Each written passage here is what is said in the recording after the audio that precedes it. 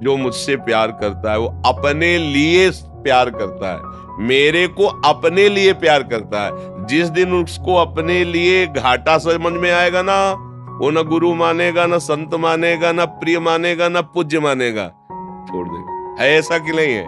उसके काम के ले रहे तो भगवान उठा ले, काम के हो तो आए भगवान, कितने निर्दयी तुमने क्यों ले लिया। ये संसार का स्वरूप है। राधे राधे महाराज जी। आपके चरणों में कोटि कोटि प्रणाम। महाराज जी, इस सांसारिक मोह माया की दुनिया में जब हम किसी व्यक्ति विशेष से अटैच या बंधन में बन जाते हैं और उसी के साथ अपनी सुख की अनुभूति करते हैं, पर जब वही व्यक्ति विशेष हमें दुख पहुंचाता है या हमें छोड़कर चला जाता है, वो उस स्थिति में हम उस व्यक्ति विशेष को कैसे भूल पाएं और अपने मन को स्थिर रखकर भगवत जप नाम में चित्त को कैसे लगा सके महाराज जी? कैसे उससे उसके इसी का बंधन से नाम आसक्ति है। जो आप कह रहे हैं उसी का नाम आसक्ति है। आसक्ति होना सहज है, पर आसक्ति छोड़ना बहुत कठिन है। हम किसी व्यक्ति, किसी वस्तु, किसी स्थान आदि में जो सुख का अनुभव करने के लिए आसक्ति करते हैं, वो अज्ञान है। अज्ञान के कारण ही है, क्योंकि सुख तो भगवत स्वरूप है। भला नाशवान परिवर्तनशील शरीरों में कभी सुख मिला है क्या?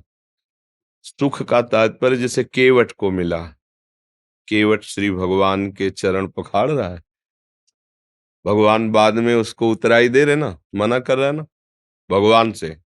वो कह रहा अब कछुनाथ न चाही मोरे। और जब चरणों को पखार रहा है तो कैसा स्थिति कैसी है? अति आनंद उमगे अनुरागा, चरण सरोज अश्रु प्रवाहित हो रहे हैं। ऐसा आनंद, ऐसा सुख मिल रहा है कि भगवान से कह रहा है अब कुछ नहीं चाहिए, भगवान से कह रहा है। इसे सुख कहते हैं। प्रभु के नाम, प्रभु के रूप, प्रभु की लीला, प्रभु का धाम। हमारी जो सुख की मांग है, चूंकि हम सुख सिंधु के अंश हैं, भगवान सुख समुद्र है और हम जीव हैं, उनके अंश है, तो हमारी मांग सुख ही है। हम ऐसे व्यक्ति से प्यार करते हैं जो हमें सुख दे, ऐसी वस्तु स्वीकार करते हैं जो हमें सुख दे, ऐसी बात सुनना चाहते हैं, ऐसा दृश्य देखना चाहते हैं जो हमें सुख दे। देखो मूल में देखो सबके सुख है, पर भला यहाँ कहाँ सुख है? विवेक से खोज करके देखो। इतने भोग भोगे। एक बार हम सैमशी में थे, तो एक 92 वर्ष के गांव के जमींदार प्रधान थे और वो आया करते थे। तो एकांत में उनसे उनका बाबा, हम मतलब बुरा मत मानना, मैं केवल पूछ रहा हूं अपनी जानकारी के लिए, कि जब मेरे मन में ऐसी कोई स्फुरणा होती तो मुझे बहुत जलन होती, क्योंकि हमारे मार्ग के विरुद्ध है। तो हमें लगता है कि मन को हम समझाते हैं कि बस 20-30 वर्ष की बात है, इसके बाद तो शांत होता है। आपका क्या अनुभव है? वो 92 वर्ष के थे। तो उनका, महाराज अभी तो आप बच्चा ही हैं, कहने में हमें शर्म लगती है, पर हम 92 वर्ष के हैं, पर हमने जैसा मन बचपन में देखा था, जवानी में देखा था, वैसे ही आज है। मैं योग्य किसी के नहीं हूं, पर मन की दशा वही। अब हमको भयंकर भय लगा कि इस मार्ग में मुझे इस पर तो विजय प्राप्त करनी पड़ेगी, ये अवस्था के अनुसार तो नहीं जाएगा। फिर परमहंस श्री स्वामी ओंकारानंद जी महाराज, ब्रह्मलीन महापुरुष थे, उनसे फिर प्रश्न किया कैसे इस पर विजय प्राप्त की। फिर उन्होंने साधन पद्धतियां बताई गुरु कृपा से। तो ये जो हम सोचते हैं कि इन भोगों के भोगने से सुख मिलेगा, सच्ची बात देखो, आप लोग तो गृहस्थी में हो, कहाँ आपको ऐसा लगा कि अब कृत कृत्य भयो मैं, हे नाथ आज मैं तृप्त हो गया, अब नहीं चाहिए। ये कुछ क्षण के लिए भले थोड़ा मन तुम्हें ऐसा बावरा बना दे कि बस, लेकिन उसी उसी दूसरे दूसरे क्षण के लगते ही मन तुम्हें दूसरे भोग में, फिर बार बार भोगने की इच्छा, फिर नवीन। इसका मतलब है नहीं, अगर होता तो तृप्ति मिल जाती ना। तो हम अगर किसी व्यक्ति से या वस्तु से, आप तो व्यक्ति की बात कर रहे हैं, कितने ऐसे नशेबाज लोग हैं जो कहते हैं मैं ये नशा नहीं छोड़ सकता, इसके बिना मैं जी नहीं सकता। अब आप बताओ, अपना जीवन किसी नशे के अधीन कर देना, किसी व्यक्ति के अधीन कर देना, किसी भोग के अधीन कर देना, ये अज्ञान के कारण ही तो होता है। तो सुख भगवान में है, ये पता नहीं है हमें। हमें लगता है सुख भोगों में है, और भगवान ने इस पूरे संसार को रच के एक पोस्टर लगा दिया, दुखालयम अशाश्वतम। गीता जी में कहा इसमें दुख ही दुख भरा है और अशाश्वतम, यहां कुछ टिकाऊ नहीं है।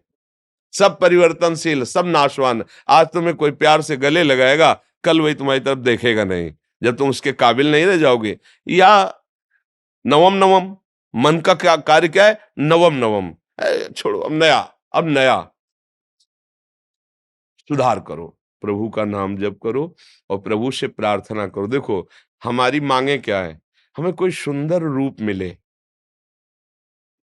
सुंदर रूप, टिकाऊ होना चाहिए। और मेरा वो मित्र हो ऐसा जो मेरे लिए प्यार करे, केवल मेरे लिए प्यार करे, और मैं कभी उससे बिछड़ू ना, और वो सदैव मुझे सुख देता रहे। ये सबके मन में है, सबके मन में है। और सही दिशा ना होने के कारण हम उसे धन मान लेते हैं, हम उसे पुरुष मान लेते हैं, हम उसे स्त्री मान लेते हैं, वस्तु मान लेते हैं। ये सारी की सारी बातें भगवान में है। उनका रूप अविनाशी, और एक बार जिसे भगवान स्वीकार कर लेते हैं उसे कभी छोड़ते नहीं। और भगवान सुख देते हैं, उनको कुछ चाहिए नहीं। तुम्ही को तो सब कुछ दिया है उन्होंने, तुम्हारा क्या चाहिए? तुमको तो दिया है उन्होंने। तो दियम वस्तु गोविंदम तुभ्यमेव समर्पय, बस इतनी बात है। अगर आप संसार के किसी व्यक्ति वस्तु स्थान में भगवत भाव कर ले, फिर आपको आसक्ति नहीं होगी, क्योंकि आपने पहले ही भाव कर लिया था कि प्रभु मेरे इस रूप में है। तो वो रूप बदल जाएगा, लेकिन प्रभु तो आपके रहेंगे ना, वो संभाल लेंगे। हम लोग प्रभु भावना करके जो वस्तु व्यक्ति में फंस जाते हैं, तो वही फिर हमारे आगे जन्म का कारण होता है। अगर हम स्त्री रूप में फंस गए तो अगला जन्म स्त्री का, पुरुष रूप में फंस गए तो पुरुष, हिरन में फंस गए तो अगला जन्म हिरन का हुआ ना। तो इसलिए हमें सावधान रहना चाहिए। पहली बात यह कि मेरा कोई नहीं है, पक्का नहीं है। जो मुझसे प्यार करता है वो अपने लिए प्यार करता है, मेरे को अपने लिए प्यार करता है। जिस दिन उसको अपने लिए घाटा समझ में आएगा ना, वो ना गुरु मानेगा, ना संत मानेगा, ना प्रिय मानेगा, ना पूज्य मानेगा, छोड़ देगा। है ऐसा कि नहीं है? फिर सांसारिक संबंधों की तो बात जाने दो। तो इसलिए जिन्हें स्वीकार करने पर कभी आज तक किसी को घाटा नहीं हुआ, वो है श्री भगवान, श्री किशोरी किशोर जी, लाडली लाल। अब मान जाओ, जब आपको पता चल गया है कि सब स्वार्थ का स्वरूप है, तो उसके लिए मत रो। अब ऐसे वर को क्या वरु जो जन्म में मर जाए, ऐसा वर वरु जो चूड़ लो अमर हो जाए। वो है श्री गिरधर गोपाल जी और श्री कृष्णचंद्र। मीरा जी कह रहे हैं, मेरा तो चूड़ला अमर है, मेरा सुहाग तो श्री कृष्ण है, कोई फर्क नहीं है। इसलिए भाई, हमारे पास प्रश्न का उत्तर यही है कि नाम जप करो, अपनी गलती को सुधार करो। हम गलती में फंसते चले जाते हैं, और कोई मुझे प्यार नहीं करता। जिसको अपने सुख की गुंजाइश दिखाई देती है वही मुझे प्यार के जाल में फंसाता है। अपने सुख के लिए सारी बातें हैं, ऐसे ही सबका संबंध समझ लो। जिस दिन अपना सुख, हम एक जगह थे, तो एक वृद्धा महिला आई, अपने पति के लिए कही थी, महाराज भगवान से मनाओ कि उनको उठा लें। उनका उठा लें का मतलब क्या, गिर पड़े हैं? बोले नहीं, वो पड़े पड़े हगते रहते, बड़ी दुर्गति प्राप्त करे, उठा लें। तो हम कहा, तो लड़का है, बहू है, तुम है, सफाई करो, उनकी सेवा करो। बोले अब सब नहीं होता, बस आप इतनी कृपा करो, भगवान उठा ले। ये है संसार, ये है संसार। उसके काम के नहीं रहे तो भगवान उठा ले, काम के हो तो आए भगवान, कितने निर्दयी, तुमने क्यों ले लिया। ये संसार का स्वरूप है। तो आप समझो, थोड़ा विवेक को जागृत करो, मोह का नाश होगा। होए विवेक मोह भ्रम भागा, तभी भगवान से प्यार होगा, तभी तुम्हें विश्राम मिलेगा। ये भाग दौड़ तभी शांत होगी जब तुम्हारे प्यारे भगवान हो जाएंगे। महालक्ष्मी पति क्या चाहिए, रूपवान है, सर्व सामर्थ्यशाली है। देखो, सूर्य किसने बनाया? कितने पूरे ब्रह्मांडों को प्रकाश दे रहे हैं। ये सब चिटिर पिटिर रात्रि में थोड़ा प्रकाश दे, देखो सूर्य कितने ब्रह्मांड को प्रकाश दे। कहीं भी चले जाओ, है सूर्य, चंद्र का प्रकाश, सब ऑक्सीजन, सब जल भोजन शरीर, कितनी सुंदर है ना। कोई रचना करने वाला महान ईश्वर, हम उसको अपना क्यों ना माने, अपना प्रीतम मान लेना। अच्छा, आज भी सत्संग में कह रहे थे, कई बार कहा है, अगर वो अनुभव में ना आता ना, तो हम सबसे कह देते, भैया लगे तो बचपन से है, पर हाथ कुछ नहीं लगा।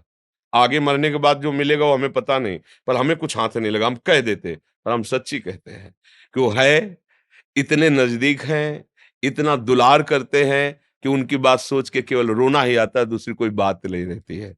इसलिए उन्हीं से प्यार किया जाए जो वास्तविक प्यार का निर्वाह करना जानते हैं। संसार प्यार का निर्वाह करना नहीं जानता है।